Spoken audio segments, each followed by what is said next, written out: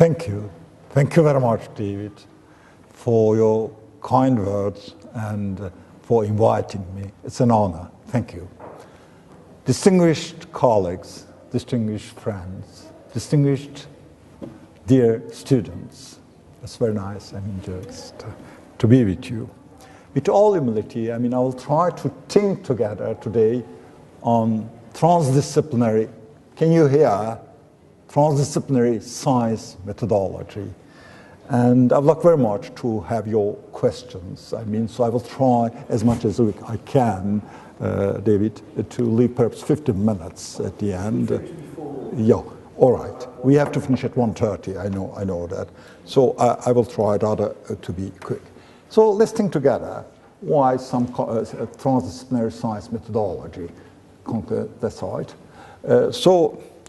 In last few decades, the scope of science has been changed in its structure, is constantly evolving. We observe all that. As the science progresses over the time, it has to deal with more complicated issues and manage to come up with minimum error margin to scientific explanations and solutions. Due to the iterative and evolutionary nature of science in time dynamics, more complex ones emerge. Most of the complex scientific issues exist in the domain of multi-scientific disciplines. To deal with sophisticated questions with high degree of complexity requires the cooperation of multiple scientific disciplines.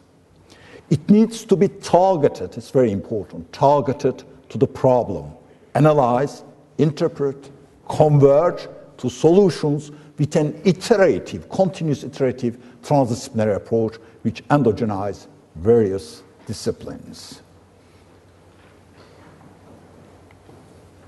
I will skip to save time.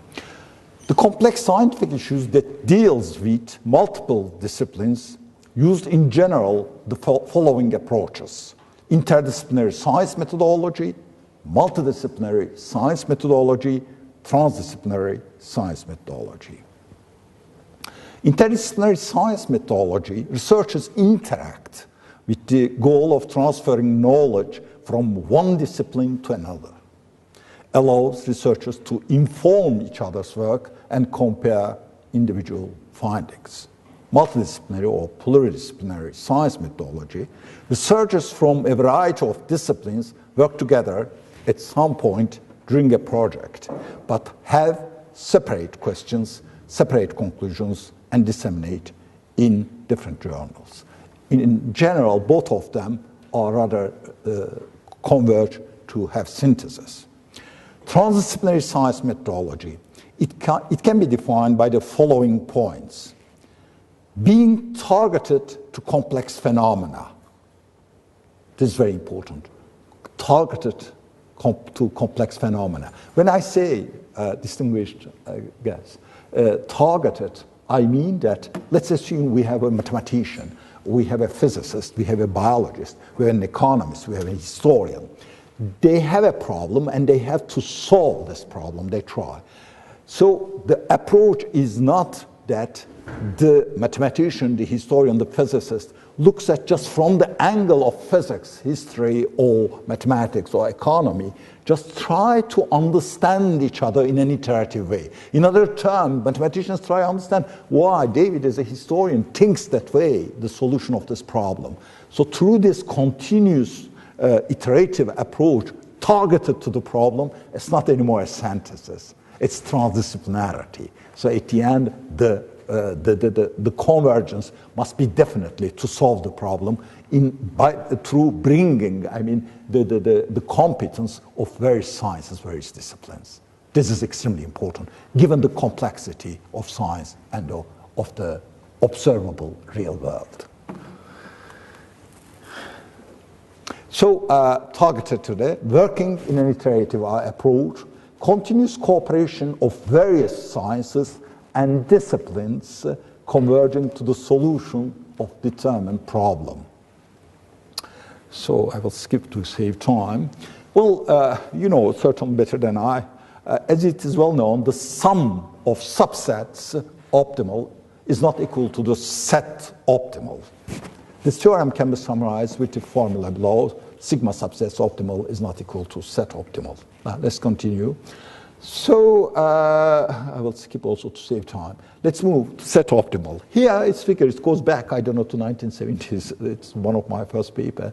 What I try to explain here, G represents the general system set interaction. General system interaction. So in other terms, the whole set structure, the 360 degrees, if I may explain that, will come later on. S subset structures, certainly there are several subsets. What I try to explain here, certainly as experts, I mean, we are trying to solve a problem, fine. And most of the time, we are dealing with subsets.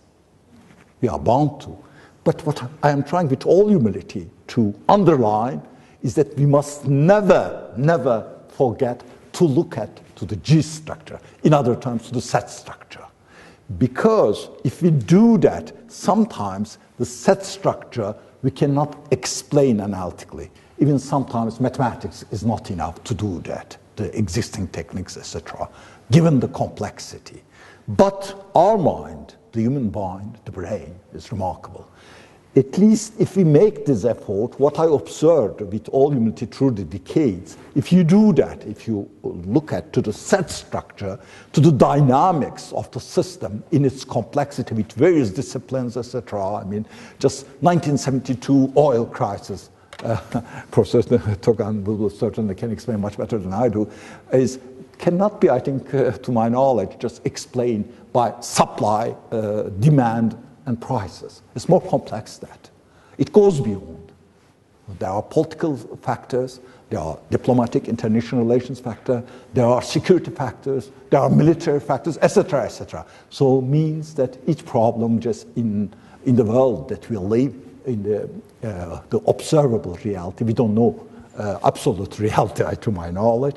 So in that case, we have to look. What I observed through the case that if we do that, even mathematically, we are not capable to explain G, what at the end, the result is quite positive. It brings a value. What's this value? For example, you are willing to write the equations of the system, isn't it?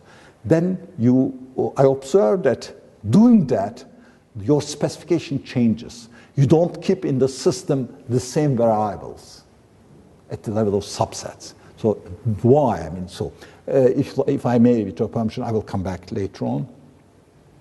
So yes, represents I think I explained to save time and to have your questions. Transdisciplinary science methodology and strategic anticipation. First of all, perhaps with your permission, I would like just say how I define it. At least I may be wrong, but anticipation. Let's assume that in time t now we have a problem, isn't it? We have a problem, there's a pollution somewhere, and we analyzed, we observed, and we said that in time t now, if you want to solve this pollution problem, we can do it with 1 unit cost. If you wait 3 years, well, the cost definitely will be, I don't know, 5, 6, 7 units. If you wait more, it's quite likely the pollution will reach a level that we cannot solve the problem. Or there's a land we want to make a green area for the public, isn't it? Is it great? And if you act immediately, there is a non-negligible probability perhaps that you can do it, if you can convince the public authorities. And if you wait 2, 3 years, I don't know. But if you wait more, then you will see remarkable, I don't know, 15, 20 floor buildings instead of a green area. All right. So the alternative cost. Here I try to explain, again, the A represents in y-axis alternative cost and in the time, and E is the impact of subsystem variables. O is the impacts of variables used in transdisciplinary approach. Because why? It's more realistic. It's transdisciplinary, and we looked at to the set structure. In that sense, what means that the alternative cost of this approach is less compared to the previous one. All right, I will skip again to save time. Again, all right, let's come to the education. Let's say to think in terms of transdisciplinary science methodology and education. We are in education research, isn't it? And it's very important, and then certainly industry, etc. And what I observe, I may be wrong, and I like very much your criticism and your comments. I think at the end, the research, the teaching, the problems are in general do have a structure of 360 degree at the end, the set structure, let's say. But what I observed also, perhaps I'm wrong, the department system is fine, certainly. We have to be an expert, definitely. You can't be at the same time a mathematician, a good mathematician, a physicist, a historian, an economist, etc., etc. So, but what I'm trying to mention here, and I'd like very much to have your comments, this is beautiful. We have to be an expert. And the education was given, in general, those lines. Now, it's changing, but 20th century is dominated by this approach. That's fine. You are expert in a given department, and so you are taught that way. But at the end, any observable problem in the real world that we observe, in general, is not just function. I gave just very simply the oil, 1972 oil crisis. I can give so many other examples. There are so many other factors that interfere to the system. So in that sense, what I'm trying to mention here, we have certainly to give, through education, to be an expert in 30 degree. But at the same time, from the very early ages, from, I don't know, perhaps kindergarten, we have to transmit this knowledge, this approach that how to link 330 degrees to 30 degrees. In other terms, the other disciplines. Certainly we are not going, I'm not saying at all that we have to be expert in all, we can't. But if you want to be a real expert with a minimum error margin in 30 degree, we have to know how to link 330 degree in function of the problems that we are facing to 30 degree. So I think the education must move to transdisciplinarity, definitely. To my modest understanding, it is a necessary condition.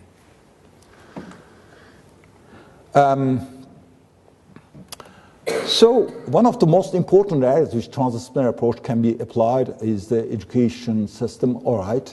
It creates dominantly a subset and partial analysis. It does not provide the methodology of linking subsets with an iterative set approach of transdisciplinarity, which I tried a bit to explain.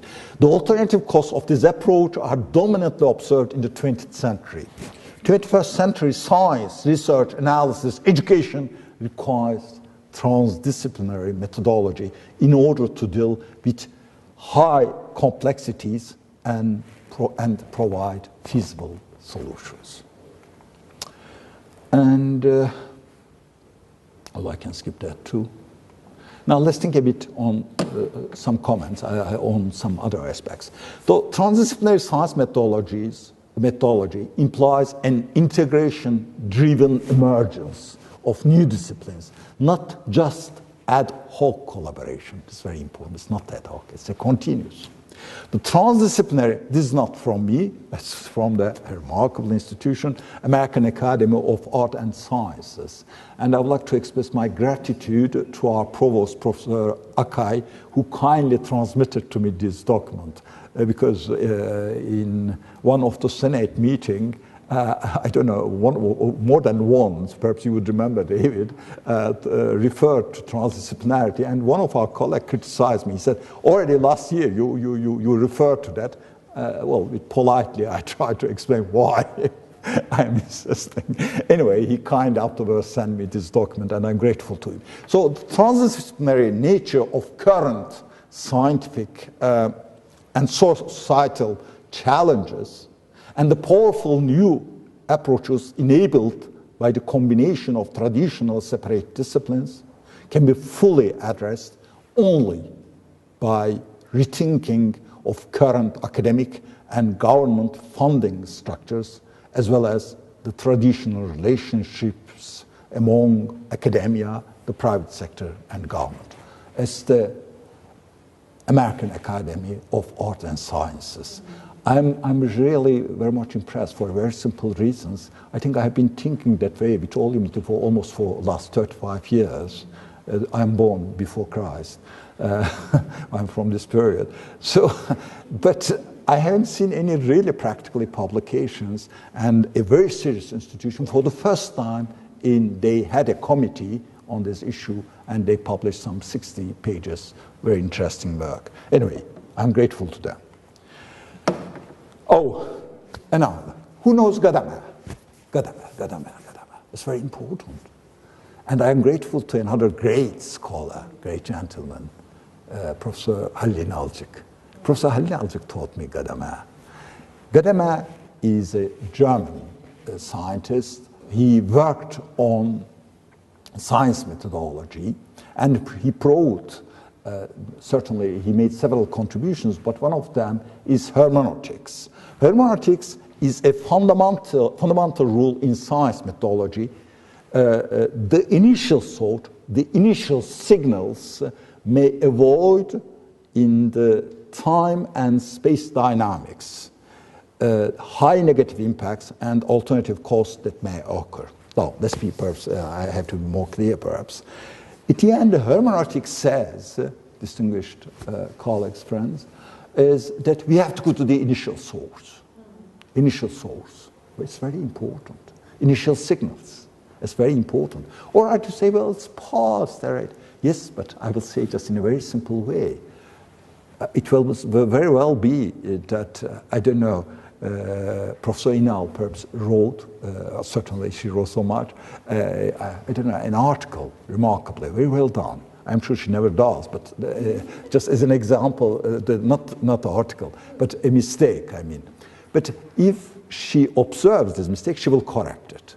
Or the colleague sees, they will correct it. But if it is not corrected, I don't know, perhaps I may write a paper, I say, Professor Inal in paper, etc., and this can be in time dynamics continue, and so the error can be continuous. So in that sense, to go to the initial sources extremely. To make you smile a bit, if you like, if I may, I will give you an example. I don't know if you have been in Florence to the museum, I mean, to this great genius, I mean, artist, Michelangelo. Michelangelo made so many remarkable, work and statues of David, etc. But there is one which is a bit, I don't know, interesting. I'm sure, David, you would know. It's Moses do have corns on his head. I don't know if anyone can tell me why this genius, Michelangelo, put corns on the head of Moses. Yes. The reason is that certainly Michelangelo was reading about Moses, and he found in the Bible, which was translated, I don't know, in time T, from Aramean to Latin. The translator made a mistake, and the mistake was that this translator, for the translator, this word would mean corn. He didn't know that at the same time, the same word would mean aureole for the holy personalities. I mean, there's a holy person. I mean, there's this aureole, isn't it, which represents that the person is the paintings, etc. So what he did, he put that Moses do have corns. What Michelangelo could do, he was going to make the statue, the sculpture of Moses. So he put 2 corns. So this is just to make us smile, but at the same time to make us think that if you don't go to the initial signal, sometimes instead of making, just a chef-d'oeuvre, remarkable, it's a chef-d'oeuvre still, but we can add something which really shouldn't be corn. So information, another linkage between transdisciplinarity and information systems and information pollution is an important challenge as environmental pollution. And it has to be considered and resolved sensibly. I think all these problems, which I just mentioned very quickly, I mean, certainly, if you like, we can discuss more, they are linked to the transdisciplinarity and transdisciplinary approach.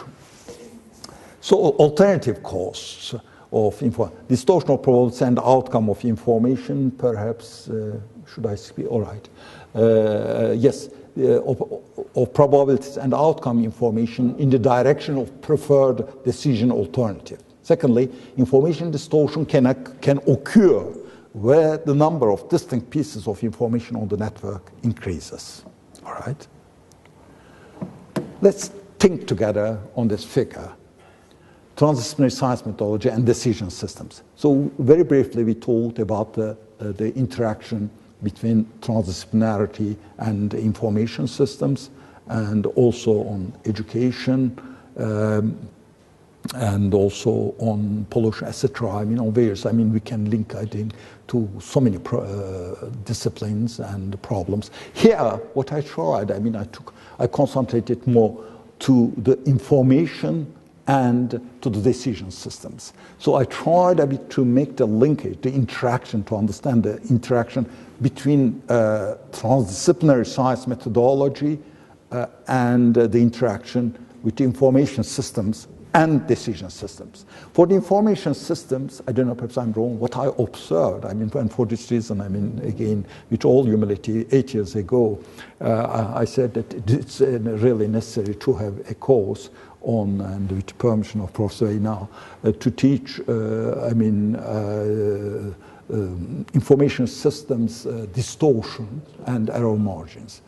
Information systems distortion. And I tried to see it at Stanford, at Oxford, and I couldn't find any lecture at that. So you have to be a curious man like me, or rather funny, quite hopeful, hopeless, I should say, to do such things. For 8 years, I've been teaching it. Why the reason? I mean, I was thinking that way, because I was observing that the information flow that we are having every day from different sources, from journals, from visual media, from books, from speeches, etc., etc. It's fine. But at the end, how far really they have a degree, a level of being with a minimum error margin and not being distorted. Certainly, unfortunately, the information can be distorted two ways. The honest one and the willingly down, realized one. Honest one, just we made a mistake while we were doing our research and we published it and then we discovered this is correct. But willingly down, certainly it happens in all sectors, but I will take one sector, for example, pharmaceutical, because I discussed when I was at the UNESCO Institute for Statistics with a well-known Canadian statistician. I said, I really didn't do research in this field of pharmacology. I mean, I have some doubts because the data, it's very difficult to control the data, how far really the clinical data, etc., I mean, are correct. How far in the time dynamics a given medicine, I mean, may have an impact, I mean, so all these are quite complex problems. So what's in general, what they do, we must think that sometimes just one box of pharmaceutical product, just one box, maybe have a turnover, yearly turnover of over $10 billion. It's not nothing, $10 billion, yes. So it means that, and these are certainly most of the time very important transnational corporations, I mean, over $100 billion turnover a year. And what they do research remarkable. I mean, they do not only research, but they do also in international relations and all others. I mean, now let's move again to. So what they do the research, and then at the end they say, all right, I mean, now we have to give to a well-known professor. Let's assume just theoretically, purely. Johns Hopkins is very good, isn't it, for pharmaceutical and medical sciences. And in that sense, they would like to go, I mean, certainly not anyone, they know to whom they should go, say, Professor, I mean, just we made this research for years and years, and we have the results, we have the data, everything. Would you be kind enough, I mean, just to write a paper on that? Well, certainly there's also some modest honorary, and then certainly not everyone does that, but I think it's also a reality, and it works sometimes that way. So in that case, the distortion is really willingly done. Why? Because you want to create a demand. The distortion can be done everywhere, in politics, in daily life. Well, I would like to show that I am the best one. I don't know, it says I'm the most beautiful one, the most handsome one, etc., etc. Or it's in the basic three instincts of the human beings. So in that sense, there is always for the survival to be more powerful. So in that sense, we are converging to distort sometimes. Unfortunately, there are, there is the ethics issue. There are, science, etc., or art, which keeps us a bit more normal. But sometimes the people that, and most of the time, they are inclined to be really at the top to handle the other people, the rest. So in that sense, the distortion exists. And unfortunately, I hope I am wrong, I think when we'll analyze the informations, all types of informations, I think at least, I don't know, I'm embarrassed to say that, to my understanding, 80% of the information that we are having is, most of the time, is distorted. What I say, just go to the Metexan, look at to the, 15, 20 newspapers daily, look at just to the first page. Don't go to the complexity. Just take a very simple case like the train went from Ankara to Istanbul. I don't know, it's something like 400 kilometers or 450 kilometers, etc. As simple as that, any information. And you will see that in 15 different newspapers, in function of the ideology that normally they keep, they want to transmit to the public, or in form of the capital by whom the newspaper is owned, etc., and by the time dynamics. So they try to explain an information as simple as that in the way that will be more close to their optimization, to their expectations. I'm terrible, isn't it? Yes. Anyway, so the distortion, unfortunately, exists. So what I'm trying to say here, data, information, we must definitely minimize information distortion. Never zero, can't be. We must minimize error margins. I had the opportunity, for 7 years, I was responsible for the statistics of Turkey. At that time, I can say that agricultural statistics did have an error margin of around 15%. And sometimes when you go to associate professors, examination, the candidate says, my model do have less than 1% error margin. I listen, and later afterwards I say, all right, fine. Would you kindly tell me, before writing your equations, did you analyze the information that you used for the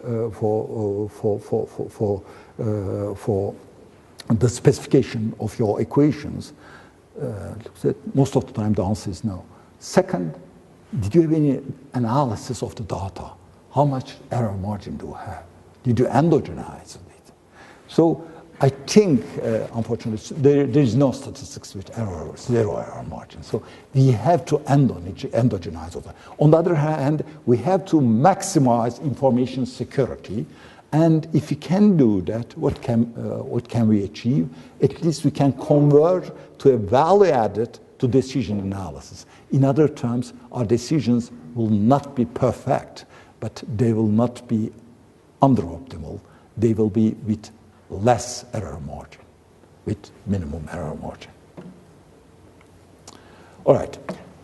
Well, the significant problems we face cannot be solved at the same level of thinking with which we created them.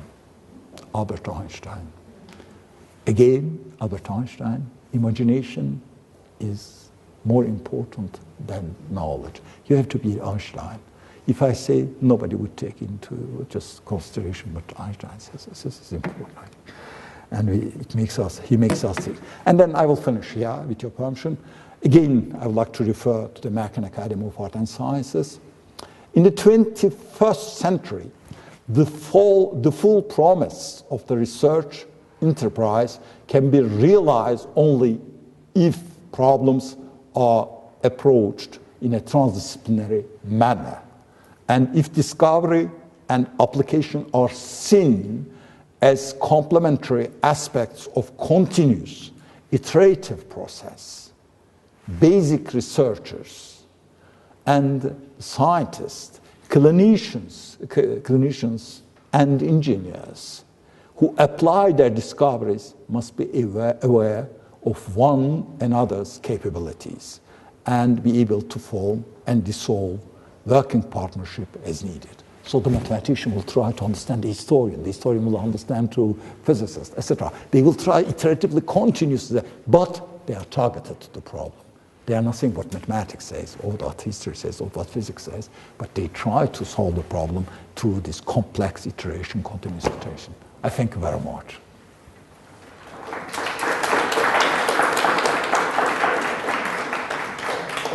Let me thank Professor Güvenen for what was a very fascinating optimal lecture, which had almost zero error margins, I hope, and almost zero information distortion. We have 10 minutes. He was carefully monitoring the time there, so we have plenty of time for questions, if anyone would like to start us off with a theoretical or specific question.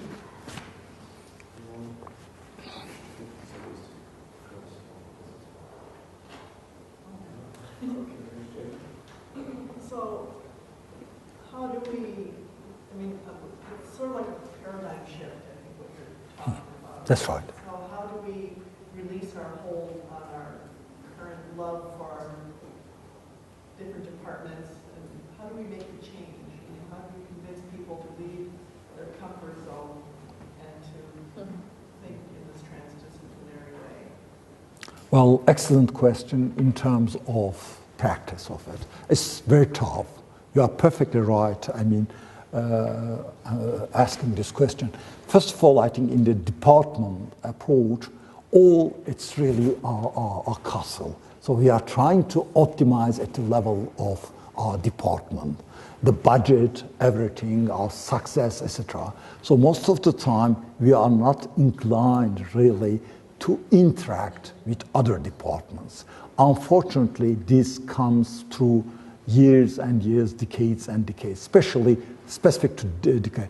And perhaps with your permission, I will answer indirectly. 20th century gave a lot of scientists to the world, Nobel laureate, Fields medals, etc., etc. But we have less and less polymath, Renaissance man, or savant, alim. Why? Because the system doesn't really allow. And normally the polymath was someone which, by definition, is transdisciplinary.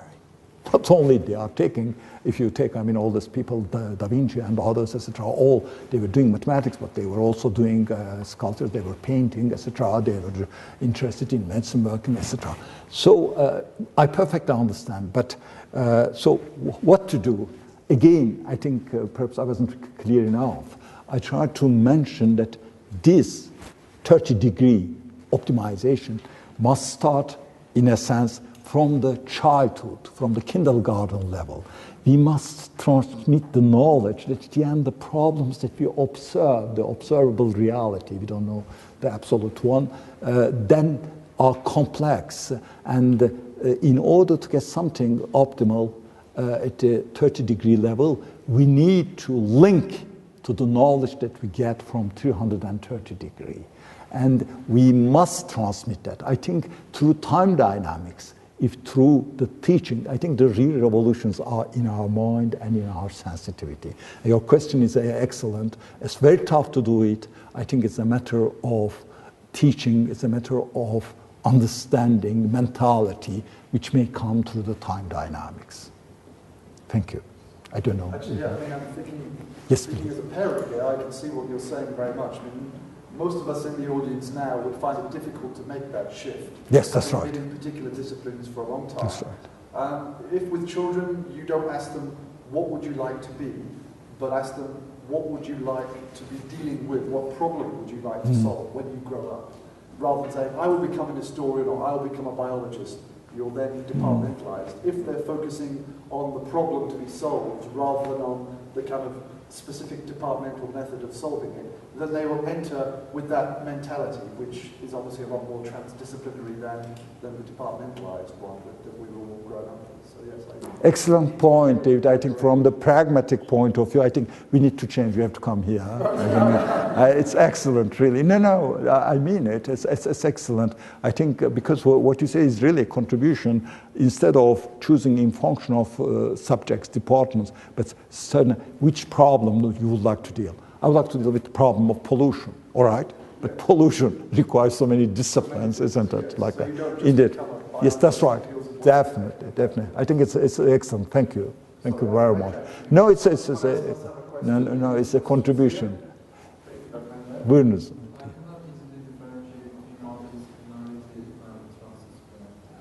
Oh yes. Good question. Thank you. In multidisciplinarity and multidisciplinarity, you have several disciplines, and you are in UNAM, so you are working, and I'm sorry. That's right. Yes. So I know that since I had the honor, to be from the very beginning at UNAM, and with all humility to exchange ideas with you. But probably you lost your time, I don't know, through this. Anyway, coming back, I know that physicists, biologists, chemists, etc., so from various. The issue is that most of the time, given our background and the way that we were taught, we are thinking in terms of, even if you are in interaction with the physicists, with the engineer in electronics or biologists, etc., you have also to think on the impact on socioeconomic phenomena and vice versa. That's what I tried a bit to exchange ideas with you to now. But so this is done that way. At the very end, each of them practically writes paper through the angle of biology, through the angle of physics, through the angle of medicine, etc. And then you get the synthesis. But in that case, you are in under-optimal.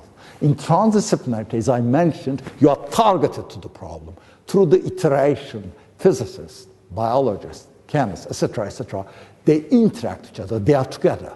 They try to understand why biologists approaches that way, why the chemist approaches that way. So they try through the continuous iteration to understand that, because their problem is not to say what biology says, what chemistry says, or what physics says, or it's at the end to solve the problem through the complex contribution of all this discipline.